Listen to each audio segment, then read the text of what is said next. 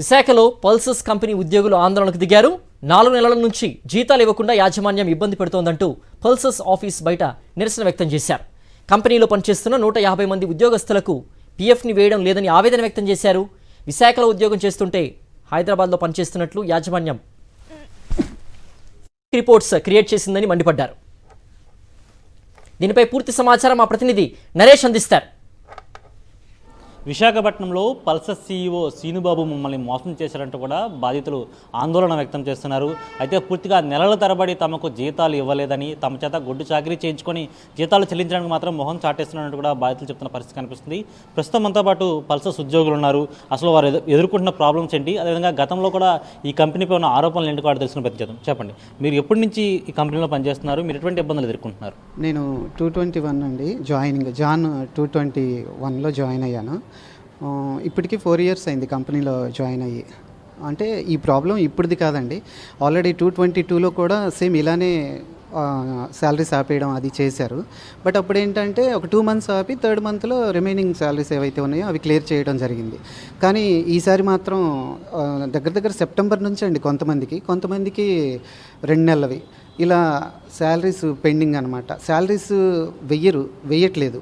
ఎందుకు వేయట్లేదు ఏంటి అని వెళ్ళి మేనేజ్మెంట్ దగ్గరికి కానీ హెచ్ఆర్ దగ్గరికి కానీ వెళ్ళి అడిగితే వాళ్ళు చెప్పే ఆన్సర్ ఏంటంటే నాన్ అచీవర్స్ అని చెప్తారు.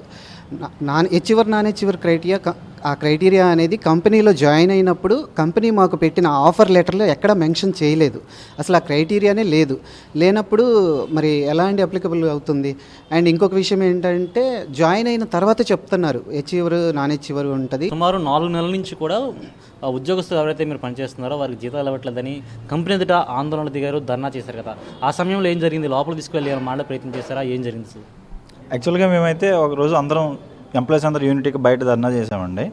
అయితే అందరం బయట ఉండిపోతే మేనేజ్మెంట్ వచ్చారు. అతను ఈరోజు మాకు కొంత టైం ఇవ్వండి, మీకు శాలరీస్ కోసం అప్డేట్ ఇస్తామని చెప్పారు. యాక్చువల్గా ఇది సంక్రాంతి ఫెస్టివల్స్కి ముందు జరిగిన ఇష్యూ. సంక్రాంతి ఫెస్టివల్స్కి మాకు శాలరీస్ వేస్తామని చెప్పి ఈవెన్ అఫీషియల్గా మెయిల్ కూడా పెట్టారండి. కానీ ఆ రోజు కూడా ఎవరికి జీతాలు వేయలేదు. మరి అందరూ ఫెస్టివ్స్ హడావుడిలో ఉండడం వల్ల ఫెస్టివ్స్ తర్వాత మళ్ళీ ఆఫీస్కి రీబ్యాక్ ఆప్షన్ మేము రావాల్సి ఉంటుంది కదా. వచ్చేసరికి మాకెవరు కూడా అఫీషియల్గా ఆఫీస్కి రండి అని కానీ లేకపోతే వర్క్ ఉంటుందని కానీ ఏమి టీఎల్స్ నుండి ఇన్ఫర్మేషన్ ఏమి రాలేదు. ఈవెన్ శాలరీస్ గురించి కూడా మేము డైరెక్ట్గా ఆఫీస్కి వెళ్ళి ఎంక్వైరీ చేసినా కానీ వేస్తారు అని అంటున్నారు, కానీ ఎప్పుడు వేస్తారు ఏం క్లారిటీ చెప్పడం లేదండి. ఇప్పుడు మీ డిమాండ్ ఏంటి? ముఖ్యంగా మీరు కోరుకుంటుంది ఏంటి? సార్ టైంకి శాలరీస్ వేసేయాలి సార్. ఫస్ట్ పాయింట్ ఏంటంటే పీఎఫ్ కూడా అమౌంట్ వేయట్లేదు sir. Salaries only 3 to 4 months నుంచి శాలరీస్ వేయట్లేదు, అదొక ఇబ్బంది. అయితే పీఎఫ్ కూడా వేయట్లేదు సార్ మాకు. అది ఇంచుమించు సెప్టెంబర్ నుంచి వేయట్లేదు. Not small thing right. So ఇంచుమించు 5 months or 6 months నుంచి పీఎఫ్ కూడా వేయట్లేదు సార్. రేపు పొద్దున్న ఈ జాబ్ కాకపోతే ఇంకో జాబ్కి వెళ్ళినా సరే పీఎఫ్ వేయట్లేదు అంటే పీఎఫ్ ఆఫీస్లో కూడా మా పేర్లు తీసేస్తారు. ఎక్కడ జాబ్ చేయట్లేదు కదని చెప్పి అదర్ కంపెనీస్ కూడా మా పేరులో ఇంకా ఏ జాబ్ చేయట్లేదు అని అనుకుంటారు సార్. మా లైఫ్కి కెరియర్కి కొంచెం ఒక ఎండ్ కార్డ్లో పడిపోయింది సార్ ఇతని వల్ల. శాలరీస్ అయిపోవడం వల్ల, పీఎఫ్ అయిపోవడం వల్ల.